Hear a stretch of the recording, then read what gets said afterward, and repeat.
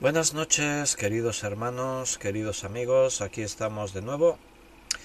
Vamos a tener nuestro estudio bíblico de todos los días, vamos a meditar en la palabra del Señor. Hoy volvemos a personajes de la Biblia, pero comenzamos personaje. Hemos terminado de ver a la persona de Sansón, un personaje bíblico muy peculiar. No es de esos grandes héroes de la fe, pero aparece en el capítulo 11 de la fe. Y es, es bueno, está bien que la Biblia, el Señor nos dejó ahí todo tipo de personas para que entendamos que esos hombres y mujeres de la Biblia no eran muy distintos de nosotros. Y si Dios utilizó a cada uno de ellos, nos puede usar a cada uno de nosotros. La diferencia siempre está no en nuestras cualidades personales humanas, sino en nuestra disposición, dejar que el Señor pueda obrar en nuestra vida y pueda usarnos como Él quiera. Bien, hoy vamos a comenzar personaje y vamos a estudiar a Jacobo. Pero que Jacobo, ¿conoces a más de uno en el Nuevo Testamento? Bueno, a ver si os podéis imaginar cuál vamos a estudiar hoy. ¿Qué Jacobo? Oramos. Señor, gracias porque tú nos cuidas y nos das oportunidades de servirte, de reunirnos en tu nombre los hermanos, de abrir tu palabra, meditarla. Hoy buscamos tu dirección, Señor, queremos pedirte que tú estés guiándonos, que todo lo que podamos hablar y decir venga de ti.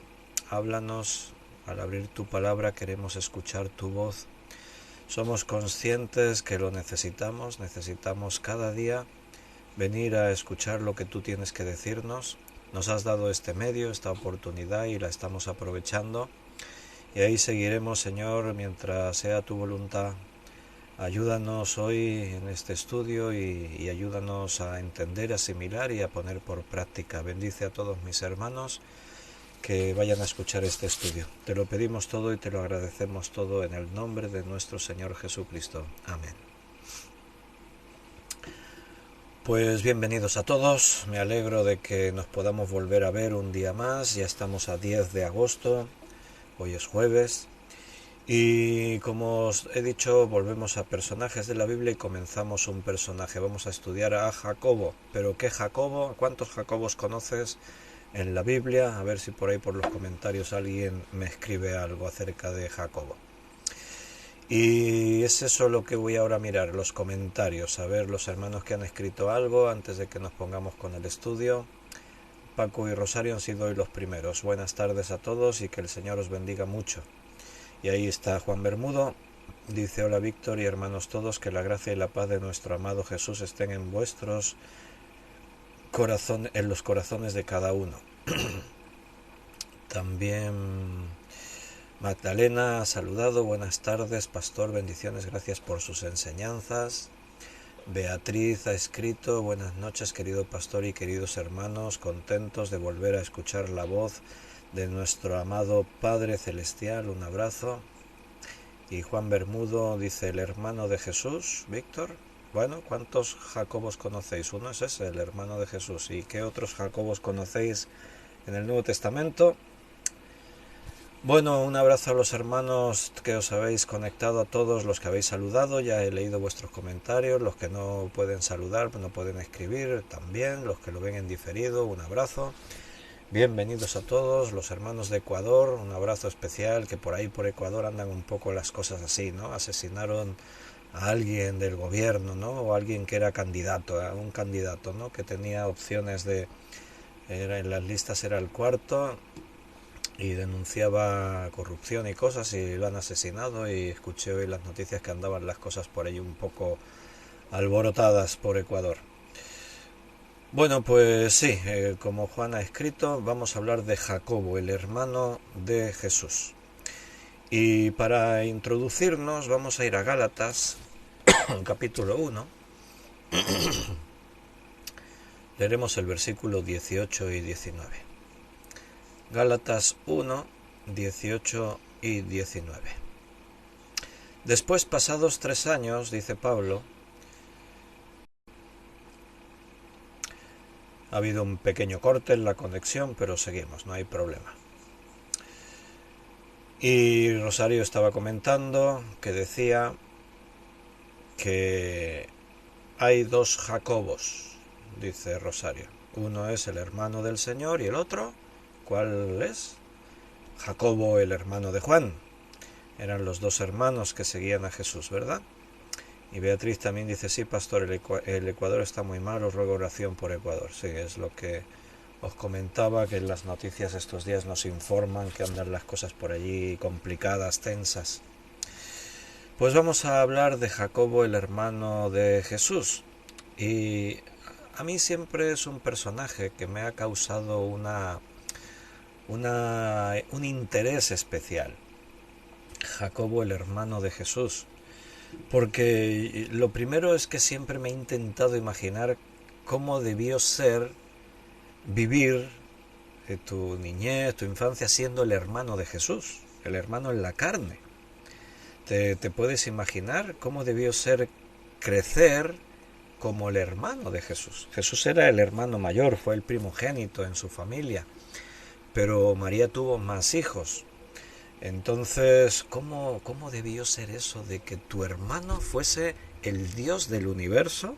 Dios hecho hombre, claro, vino con forma de hombre, con forma humana, escogió nacer como un hombre, se formó en el vientre de María, nació como un niño, necesitó los cuidados de sus padres aquí en la tierra, tuvo que aprender a hablar, tuvo que aprender a caminar, quizás sobresalió siempre en todo porque era el Hijo de Dios. Y desde siempre su personalidad ya existía en la eternidad, no tuvo el origen en María.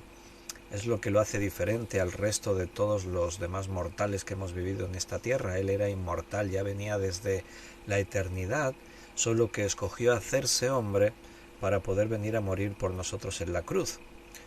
Pero haz un esfuerzo, intenta imaginarte cómo debía ser eso de que tu hermano mayor era el Dios creador del universo. Bueno, pues aunque yo intente imaginarlo, es muy difícil de que podamos imaginarlo, porque aparentemente, según el contexto, esa vida debió de ser bastante normal. Sí, aunque a veces nos pueda sorprender, decir, bueno, vivir con Jesús todos los días, crecer como su hermano menor, tenerle en la casa, escucharle siempre, todo debió ser fascinante, debió ser algo increíble, ¿no? Pero parece que no, parece que la vida, hasta que Cristo comienza su ministerio público, la vida en casa de José y María, con Jesús, con Jacobo, con los demás hermanos, todos por allí, parece que era bastante normal. Porque precisamente cuando Jesús comienza su ministerio público, al principio sus hermanos no creían en él. Así dice la Escritura. Y se sorprendieron mucho de que Jesús actuase de esa forma, andase de aquí predicando. A veces le reprocharon cosas. O sea que Jesús tuvo un momento para comenzar su ministerio público. ¿Te acuerdas cuando son justo antes de empezar su ministerio público, lo que conocemos en ese instante en el que Él escoge a los 12 apóstoles y comienza a predicar el reino de los cielos se ha acercado, arrepentíos, y hacer milagros y señales? Parece que antes de eso vivió como un hombre más, como un hombre cualquiera.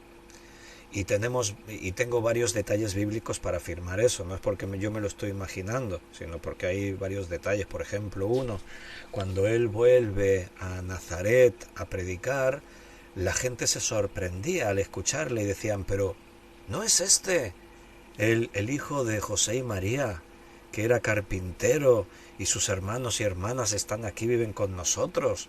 ¿Cómo que este ahora viene aquí como el Mesías, como un maestro, como... O sea, él pasó toda su vida hasta los 30 años en su ciudad, en Nazaret, y la gente lo tenía como un vecino más. Por eso cuando él vuelve predicando todo se sorprende. Tenemos esos detalles, uno es este, otro es el que os estaba comentando, que aún sus propios hermanos no creían en él, se sorprendieron mucho cuando Jesús comienza ese ministerio público. Y tenemos el detalle de las bodas de Caná, cuando él es invitado a las bodas de Caná con su familia, su madre y sus hermanos, también van los apóstoles, y en ese momento ocurre lo del vino, que se acaba el vino y María viene y le pide a Jesús ayuda. ¿Te acuerdas las palabras de Jesús? ¿Qué tienes conmigo, mujer? Aún no ha llegado mi hora. O sea, es como que la transformación de agua en vino fue el primer milagro que Jesús hace, así por lo menos que todos pudieran ver y observar. O sea que sus primeros 30 años de vida en este mundo, su vida fue muy normal, muy común. Pero claro, decir muy normal y muy común en Jesús es decir mucho, porque la Biblia dice que él no conoció pecado, nunca pecó. Así que todo lo que él hizo siempre fue lo correcto. Nunca se equivocó, nunca salió una mala palabra de su boca, nunca hizo algo indebido. Así que el ejemplo, el testimonio que Jesús fue para su casa, para sus conocidos, fue intachable. Pero claro, Jacobo lo veía como su hermano mayor. Para él fue muy difícil asimilar que mi hermano es el Hijo de Dios, el Salvador del mundo, el Mesías. Pero finalmente creyó. Al principio no creía, pero finalmente creyó. Y eso es lo que vamos a estar viendo. Vamos a estar viendo 6 puntos acerca de Jacobo, 6 puntos en la vida de Jacobo. En el punto número 1 vamos a hablar de eso, de que era el hermano de Jesús. Porque dentro del catolicismo romano afirman que María fue virgen antes de Jesús y después de Jesús. Es la Virgen María, inmaculada, siempre virgen.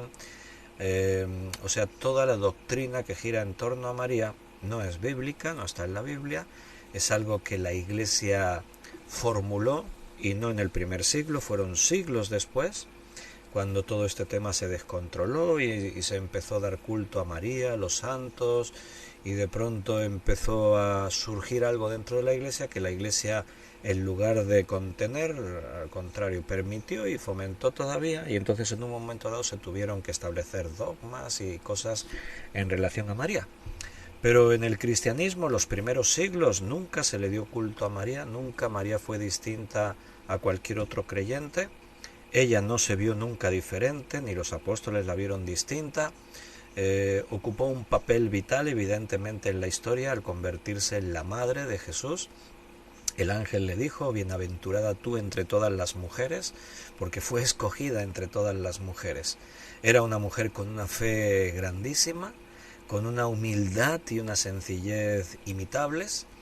Entonces, bueno, María fue un personaje más que en la Biblia aparece, escogida por Dios en un momento determinado para cumplir una misión, y la cumplió. Entonces, bueno, fue única, evidentemente, porque nadie más puede decir yo fui la madre de Jesús, ¿no? O sea, ella cumplió un papel fundamental y vital. Pero eso no la hace ser diferente a otros creyentes, a otras personas. Entonces, una de las cosas que tenemos que entender, si decimos Jacobo, el hermano de Jesús, tenemos que llegar a esa deducción de algún sitio, ¿no?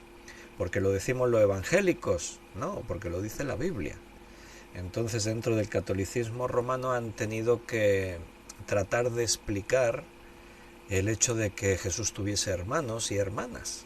¿Cómo explican eso?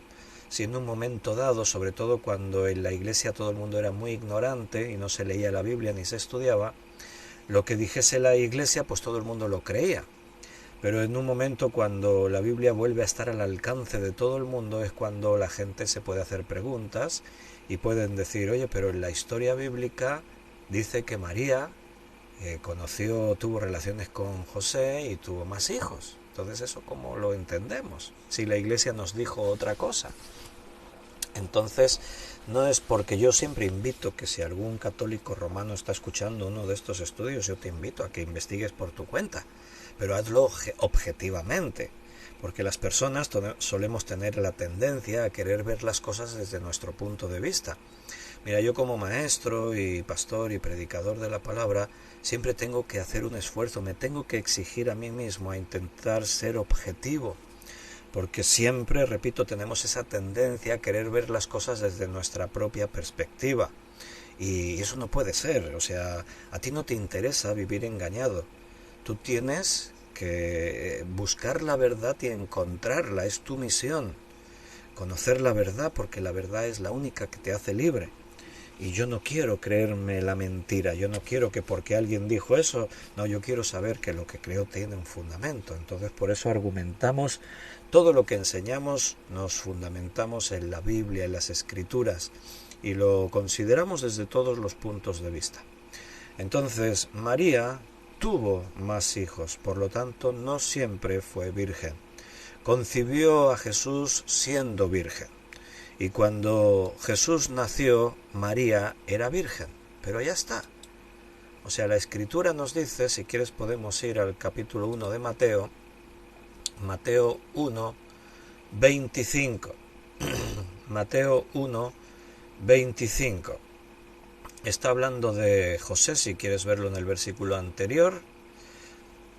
Mira, vamos a ver desde el 23, porque ahí se hace referencia a lo que dijo el profeta: he aquí una virgen concebirá y dará a luz un hijo, y llamará su nombre Emanuel, que traducido es Dios con nosotros.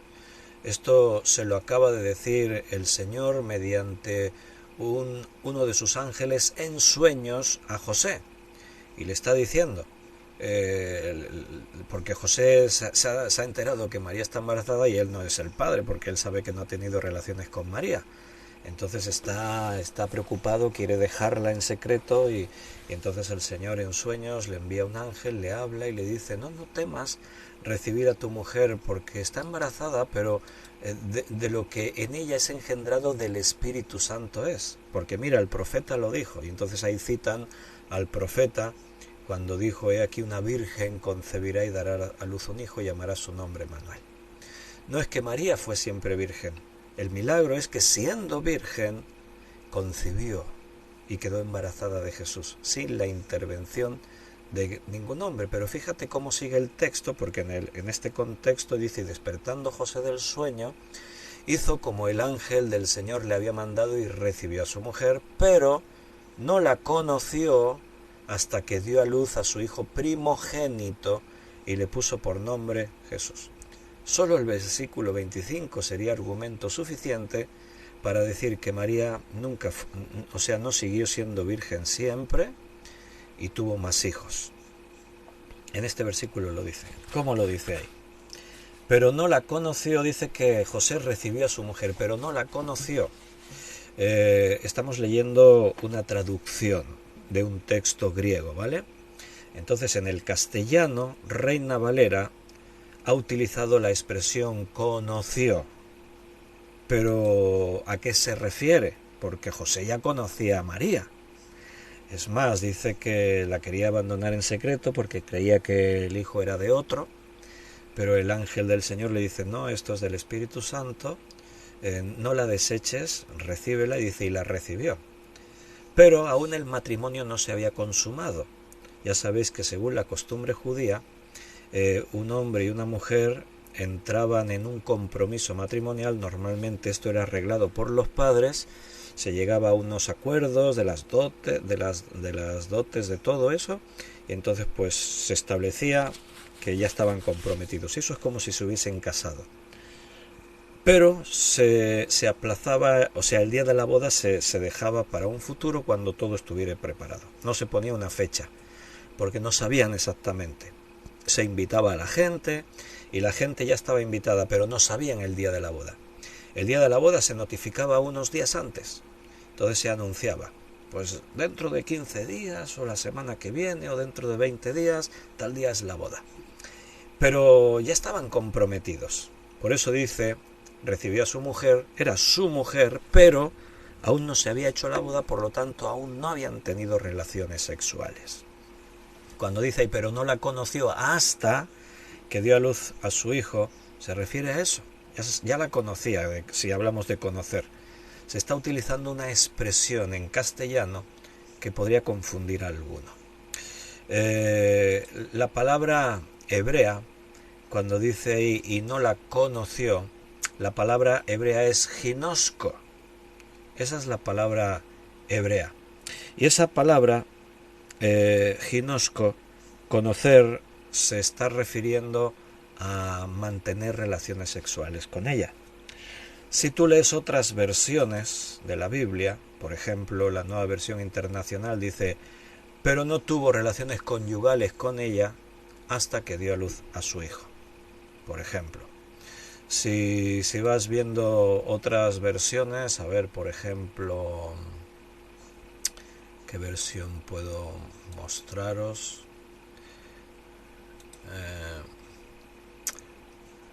Biblia al día. Pero no tuvo relaciones conyugales con ella hasta que dio a luz a su hijo. O una versión, Palabra de Dios para todo, una versión más actual. Pero no tuvo relaciones sexuales con ella hasta después que ella dio a luz a su hijo. Y así os podría seguir mostrando. Dios habla hoy. Y sin haber tenido relaciones conyugales, ella dio a luz a su hijo. Y así. O sea, está claro, no necesitamos forzar nada porque cualquier entendido un poquito ahí que profundice en el texto y busque un texto original en el idioma griego, etcétera, sabe que se está refiriendo a eso. Así que la Biblia dice que María tuvo relaciones sexuales con José, ¿pero cuándo? Después que dio a luz a su primogénito. O sea, ella queda embarazada de Jesús por el Espíritu Santo. Ahí no intervino José para nada.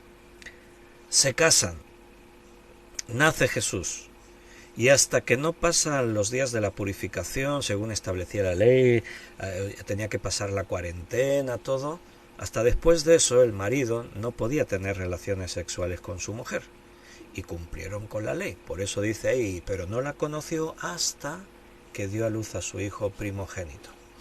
Y otro argumento de que tuvo más hermanos precisamente es lo que dice aquí. Dice hasta que dio a luz a su hijo primogénito. ¿Entiendes? Si María solo hubiese tenido un hijo, Jesús, no diría primogénito, diría unigénito. Y te aseguro que la Biblia no se equivoca en la gramática. Si dice primogénito, ¿qué quiere decir primogénito? El primero de entre otros hijos. Eso es lo que significa primogénito. Es el primer hijo que nace de entre otros hijos.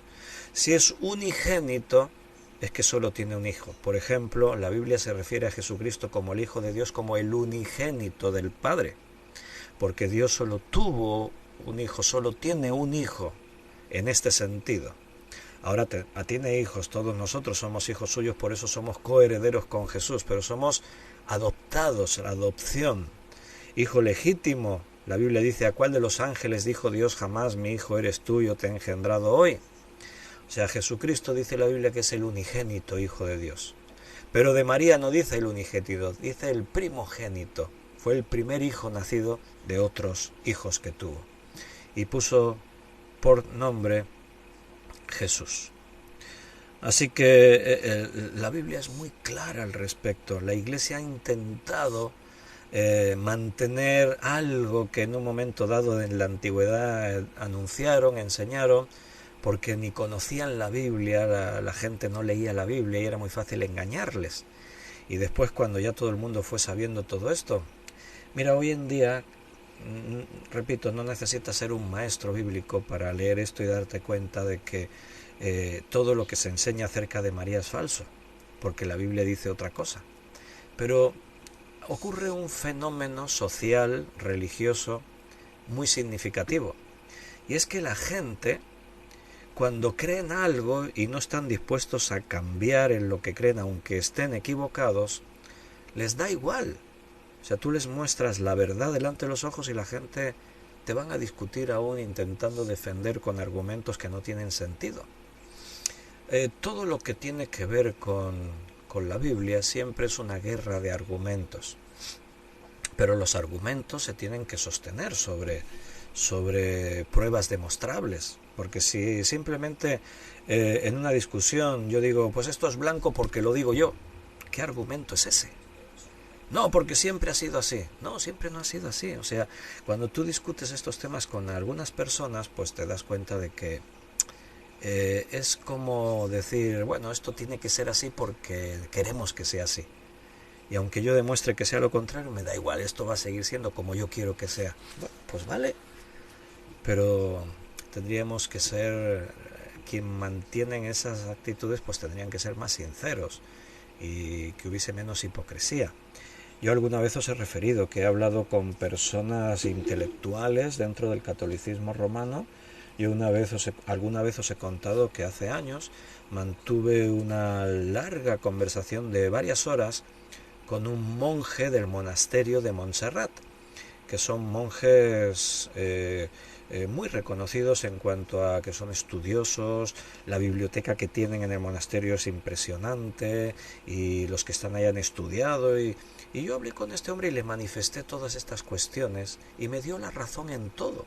Claro, era un hombre intelectual y sabía que no podía debatir lo que yo le estaba diciendo, así que me dio la razón, me dijo, tienes toda la razón. La Biblia dice eso y esa es la verdad. Y entonces, pues, ante mi asombro, yo le pregunté finalmente, ¿y por qué eres monje de Montserrat si estás de acuerdo conmigo, que soy un pastor protestante, evangélico, ¿no? Encajarías más siendo evangélico que católico romano. Y entonces él, ya ahí es donde aparecieron sus argumentos, y entonces él ya me habló de que él entiende que la Iglesia está equivocada en muchas cosas, pero la Iglesia tiene que ser reformada y tiene que ser reformada desde dentro. Sí, pero al final yo también le digo, pero tú sabes que en el fondo eso es una misión imposible, porque la Iglesia no quiere ser reformada. Nosotros hablamos de la reforma de la Iglesia, precisamente fue un cisma. La Iglesia se dividió, la Iglesia no quiso ser reformada y no se reformó. Fueron algunos reformadores, los protestantes, Lutero y otros, que al hablar de reforma, en realidad lo que hicieron fue salirse de la Iglesia Católica Romana y tratar de volver a los orígenes, a los inicios, a la verdad de las Escrituras. Pero la Iglesia siguió como estaba, no hubo reforma, no hubo cambio. En Lucas capítulo 2, versículo 7,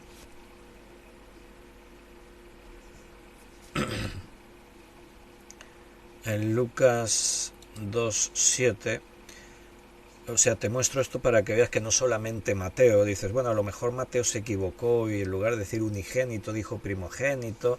No, pero Lucas es médico, es un intelectual, es un hombre que, bueno, escribe el Evangelio desde una perspectiva así académica impresionante, su retórica, su forma de explicar, se ve una persona culta que tiene estudios, ¿no? Y él utiliza las mismas palabras, Lucas 2:7. Y dio a luz a su hijo primogénito y lo envolvió en pañales y lo acostó en un pesebre porque no había lugar para ellos en el mesón. Así que Lucas también argumenta de que Jesús era el primogénito, dando a entender de que tuvo más hijos. Eso es lo que aquí dice.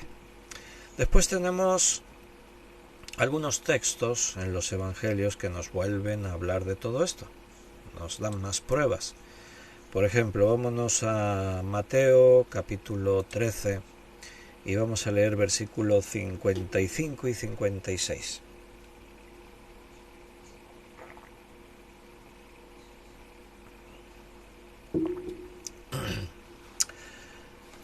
Ahí está el suceso que yo os estaba refiriendo antes, cuando Jesús vino a su tierra, Nazaret, y predicaba allí, y la gente se sorprendió, y dice ahí, no es este...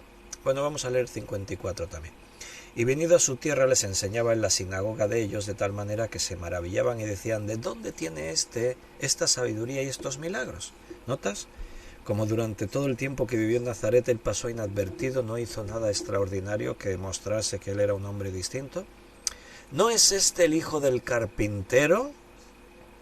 ¿No se llama su madre María y sus hermanos Jacobo, José, Simón y Judas? Sabemos hasta el nombre de sus hermanos. ¿Cómo se puede negar esto? Y además, mira lo que dice el versículo 56. ¿No están todas sus hermanas con nosotros? O sea que sabemos que tenía 4 hermanos, sabemos sus nombres, Jacobo, José, Simón y Judas, y sabemos que mínimo tenía 2 hermanas, que según la forma en la que está redactada la oración, se entiende que eran más de 3, 4 o 5, porque dice, no están todas sus hermanas. Si hubieran sido solo 2 hermanas, seguramente, según la gramática, tendría que haber dicho, y no están sus hermanas también con nosotros, pero al decir todas es como que tenía bastantes hermanas, tenía más de 2. Así que, ¿cómo explicamos esto? Claro, yo he hablado como os he dicho, por ejemplo, con un monje de Montserrat y me ha dicho, tienes razón, Víctor, eso es lo que la Biblia dice. La Iglesia ha enseñado algo distinto. Pero he hablado con algún sacerdote que no quería, ni porque le muestres delante de sus ojos la verdad, no quería aceptarla, y buscan intentar dar una explicación como sea, y ante estos versículos la explicación es que, en realidad eran hermanastros de Jesús. Porque resulta que José ya estuvo casado antes de estar casado con María y tuvo ya hijos con otra mujer que falleció, él quedó viudo y cuando se casó con María él ya venía con unos cuantos hijos. Bueno, y tú escuchas esa explicación y dices, vaya. Primero, ¿y de dónde sacas esa información? ¿Hay algún texto que dice que eso fue así? No, no hay ninguno, pero tiene que ser así porque si no, no hay otra explicación. Claro, para ti no hay otra, que quieres afirmar que María nunca tuvo más hijos, pero no te estás fundamentando en ningún escrito antiguo que sea fiable, en ningún manuscrito. Simplemente es porque yo intento explicar esto y como no tengo más argumentos me los invento. Y además, mira, estamos hablando de 4 hijos varones y de por lo menos otras 3, 4, 5, 6 hijas. ¿Realmente José era tan viejo cuando conoció a María que ya vivió toda una vida? Porque para tener 8, 9, 10 hijos con otra mujer, no los tuvo todos de golpe. Tuvieron que pasar años y no es lo que aparenta el texto. Aparenta un hombre joven que se casa con una mujer muy joven. En fin, es intentar explicar lo que no tiene explicación. Es intentar dar una... Pero además, ¿y qué hacemos con los textos de Mateo, de Lucas, que dice que y no la conoció hasta ahí, no tuvo relaciones sexuales con ella hasta que nació el primogénito? Y si dice primogénito, lo dice Mateo, lo dice Lucas, quiere decir que es el primero entre otros hermanos. O sea, yo os estoy mostrando los argumentos y tú después haces lo que quieras con ellos.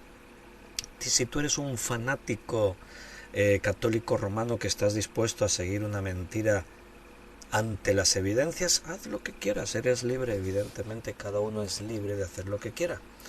Pero repito, yo soy evangélico, pero yo no voy a muerte en lo que diga la religión evangélica. O sea, si dentro de una denominación o de la mayoría de iglesias evangélicas están enseñando algo que la Biblia dice que no es así, no me importa lo que digan los evangélicos, yo voy a creer y seguir lo que dice la Biblia. Mi responsabilidad, mi sentido común me dice, Víctor, sigue la verdad, siempre sigue la verdad. No te conviene creer y seguir una mentira, ¿para qué? Es absurdo. Y si la verdad a veces te muestra que habías estado equivocado años, pues doy gracias porque me he dado cuenta a tiempo, ¿no? Y por lo menos ahora puedo rectificar. Pero los hombres somos así. Mantenemos algo y entonces tenemos que perseverar en eso, aunque no tenga argumentos, me los invento.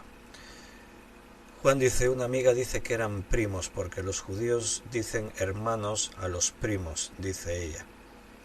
Bueno, ese es otro argumento, es tratar de explicar, o sea, tú fíjate que nosotros estamos mostrando unos argumentos lógicos, coherentes, porque es lo que la Biblia dice.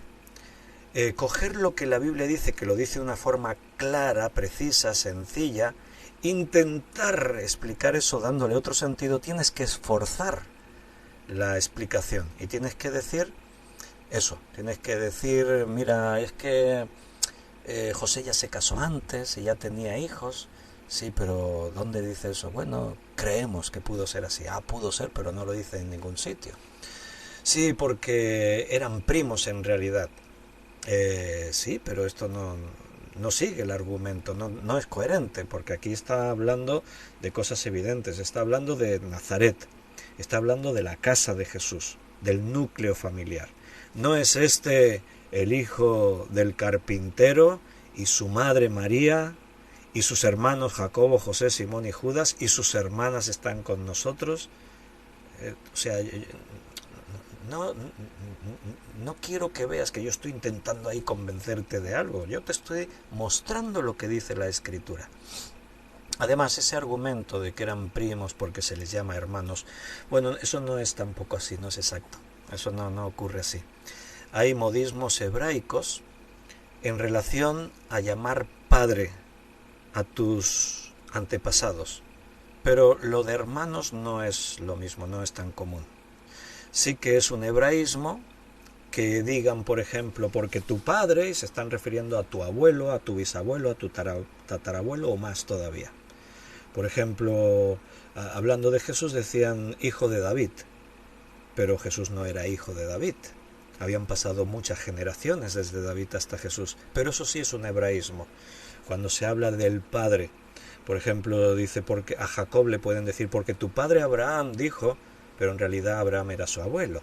Pero eso es un hebraísmo. Dentro del contexto hebreo, hablar así todos se entienden perfectamente. Pero lo de hermanos no. Hermanos sería un lenguaje más evangélico. Nosotros los evangélicos sí que nos llamamos hermanos todos. Hermano, sí, mis hermanos, mi hermano, mi hermana. Pero no en el contexto judío, aunque ellos pudiesen hablar de hermanos, pero no de esta manera, como estamos viéndolo así. Repito, es intentar forzar y explicar lo que la Biblia deja rotundamente y totalmente claro. Marcos 6:3.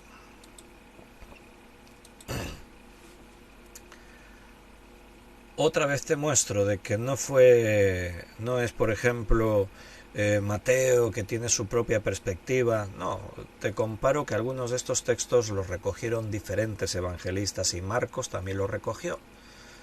¿No es este, Marcos 6:3, no es este el carpintero, hijo de María, hermano de Jacobo, de José, de Judas y de Simón? Fíjate qué casualidad que menciona a los mismos primos. Te aseguro que primos tenía muchos más. ¿Por qué menciona a los mismos? No está hablando de primos, está hablando de hermanos, de carne, de sangre. ¿No están también aquí con nosotros sus hermanas? Y se escandalizaban de él.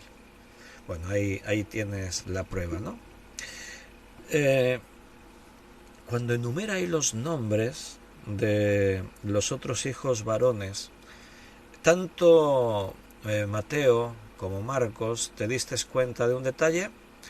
Siempre los mencionan en un orden. Mateo menciona a Simón y Judas, los intercambia, pero en ambos casos Jacobo siempre es el primero que se menciona, después de Jesús. Claro, Jesús es el primogénito.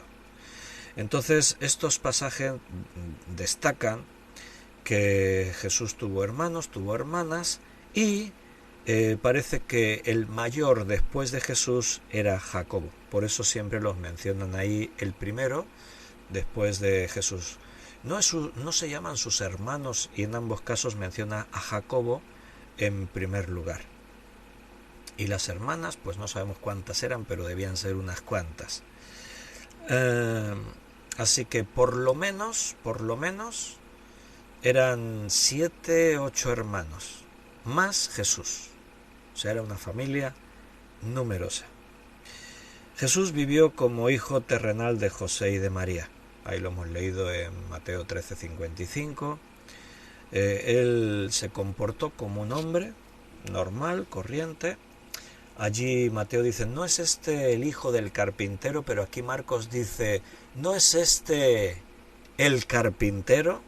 O sea, lo más normal es que en una casa, por lo menos el primogénito, era el que tenía la obligación de velar por el bien de la familia, y al ser el mayor aprendía y seguía con la profesión familiar. Si José era carpintero, Jesús era carpintero también, porque él aprendía la profesión de su padre y ayudaba a su padre en aportar el sostenimiento para toda la familia. Entonces, durante 30 años, Jesús vivió como el hijo de José y de María y hacía de carpintero. Esa era su profesión. Él aprendió esa profesión de su padre y él ejerció esa profesión. Ahí lo acabamos de leer, la gente de Nazaret lo conocía así. O sea, muchas de esas casas de Nazaret tenían una mesa, una silla, tenían un cuenco de madera, tenían utensilios de cocina de madera, tenían una ventana que Jesús arregló, que les fabricó. Era conocido en todo el pueblo. Las profesiones daban a conocer a los profesionales que se ocupaban de esas tareas. Y en una población como Nazaret, que tampoco era una ciudad muy grande, ahí se conocían todos. Entonces todos reconocieron perfectamente cuando Jesús llegó ahí predicando el reino de los cielos. Pero si este es el carpintero, es el hijo del carpintero, todos le conocían. Jacobo, como hemos dicho, aparece ahí como el hermano pequeño de Jesús, pero el mayor de los otros hermanos. O sea, nació primero Jesús y después nació Jacobo. Y ahora imagínate, como antes dijimos, Jacobo nació cuando Jesús ya era un poco más mayor que él y tuvo como hermano mayor único a Jesús. Durante un tiempo no hubo más hermanos, después de Jacobo ya nacieron otros. Pero ¿cómo debió ser? Yo, como os decía, para mí Jacobo, el hermano de Jesús, es un personaje fascinante en la Biblia, porque me lleva a intentar imaginarme y comprender cómo era crecer teniendo a tu hermano mayor, a Jesucristo. Sentarte en la mesa y comer a su lado. Jesús seguro que le enseñó a caminar, le enseñó a hablar, le cambió pañales, jugaba con él. ¿Cómo debía ser eso? Bueno, qué privilegio que tu hermano en este mundo, que pudieses pasar tantas horas con él, fuese Jesucristo, ¿verdad?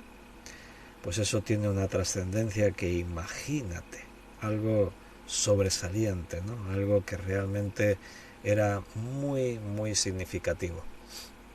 En Lucas 2:48 dice: cuando le vieron, se sorprendieron, y le dijo su madre: Hijo, ¿por qué nos has hecho así? He aquí tu padre y yo te hemos buscado con angustia. Estoy leyendo ese momento en el que encuentran a Jesús después de 3 días perdido.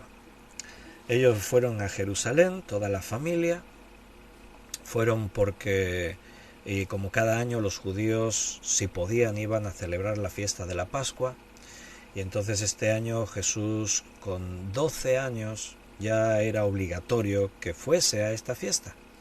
Cuando se cumplían 12 años, el hijo varón en una casa, el primogénito en este caso Jesús, pues era obligatorio que su primer año como adulto, se consideraba que un niño con 12 años ya era un hombre, tenía derecho a ir al templo, a las sinagogas, a leer la Biblia, a aprenderla.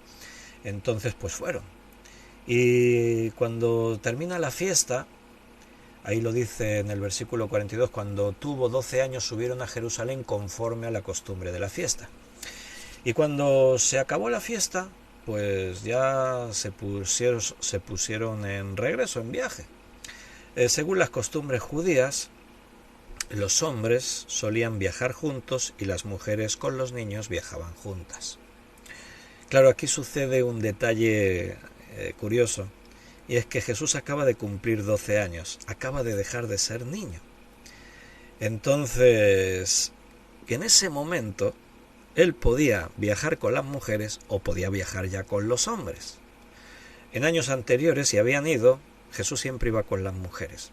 Entonces, ninguno de los dos se extrañaron al no ver a Jesús con ellos. Cuando se ponen en marcha, María no ve a Jesús con él y debió pensar, ay, mi hijo ya es un hombrecito, ya va con los hombres, así que no se extrañó. Y José no lo vio con él y pensó, estará con María. ¿Por qué? Porque siempre había sido así. Y aunque ya tenía 12 años y podía ir con los hombres, pero bueno, era comprensible que él a lo mejor se sintiese más cómodo yendo con María, con su madre, como había hecho en los otros viajes, y todavía pues estaba ahí muy cercano, ¿no?, a ella y tal. El caso es que a los 3 días se encuentran José y María y se preguntan el uno al otro, oye, ¿y Jesús? ¿Dónde está?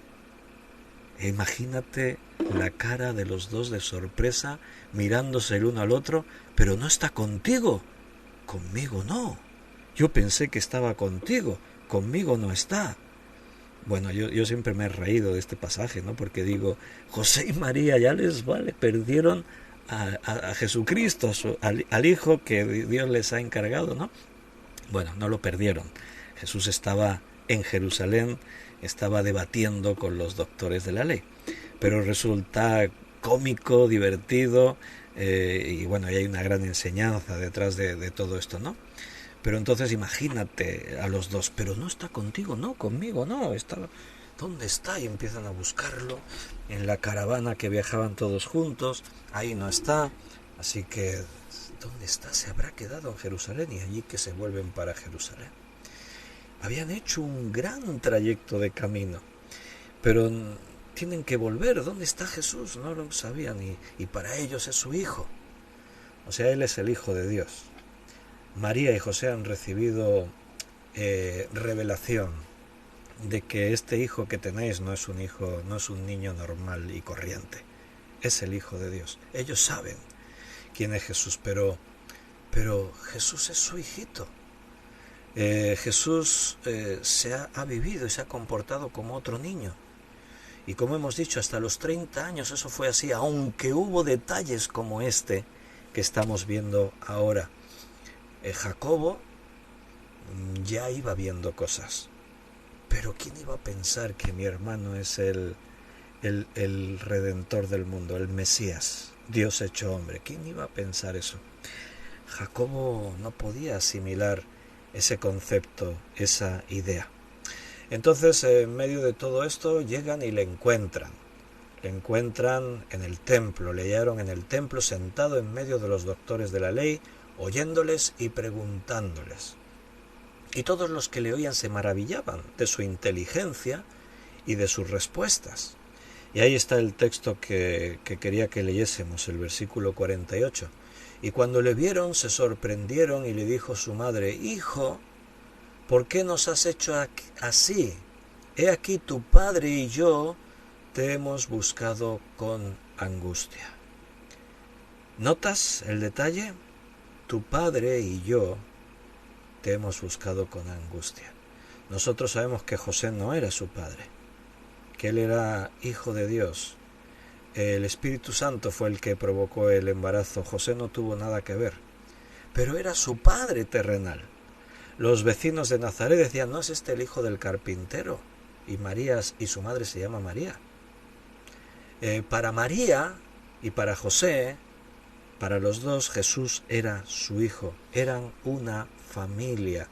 Y sus hermanos y hermanas formaban parte de la misma familia. Era una familia numerosa, como la mayoría de las familias judías, que podían tener hijos y no había problemas. Y así Jacobo creció teniendo a un hermano mayor único en la historia, a Jesús. Jesucristo era su hermano mayor. Ahora Jesús es hermano nuestro también. La Biblia dice que somos hijos de Dios y coherederos juntamente con Jesús. Pero aunque somos sus hermanos, como Jacobo fue su hermano, no te olvides de que Él es el Rey de Reyes, el Señor del universo, el Dios todopoderoso, el omnisciente, omnipresente, omnipotente, Él existe antes que todas las cosas y existirá después que todas las cosas. Entonces nuestro Señor es nuestro Dios, nuestro Señor, nuestro hermano, nuestro amigo.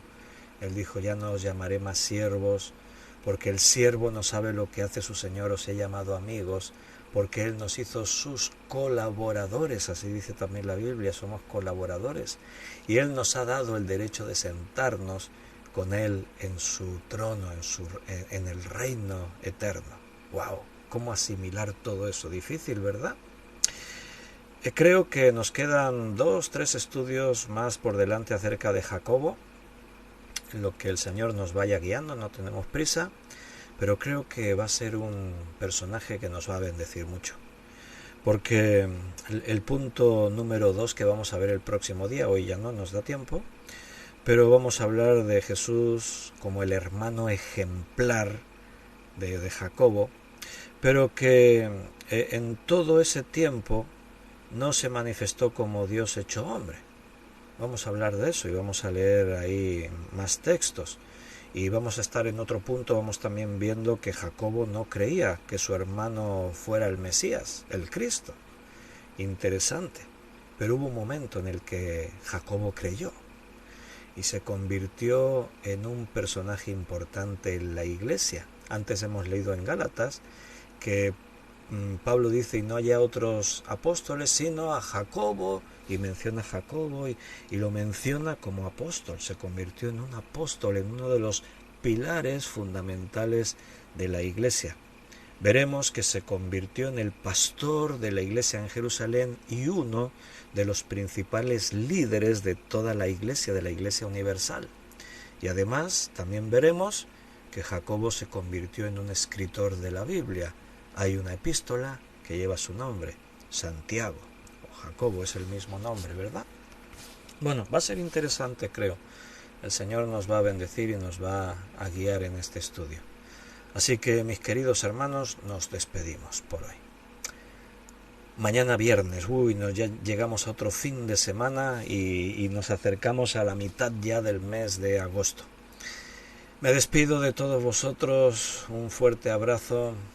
Me alegro muchísimo siempre de veros ahí conectados, y cuando veo que interactuáis y escribís en el chat en directo me bendice, y saber que estáis ahí siempre estimula mi fe y el seguir adelante con este esfuerzo. Un abrazo muy grande, mis queridos hermanos, bendiciones para todos, y si Dios nos permite, mañana nos volvemos a ver.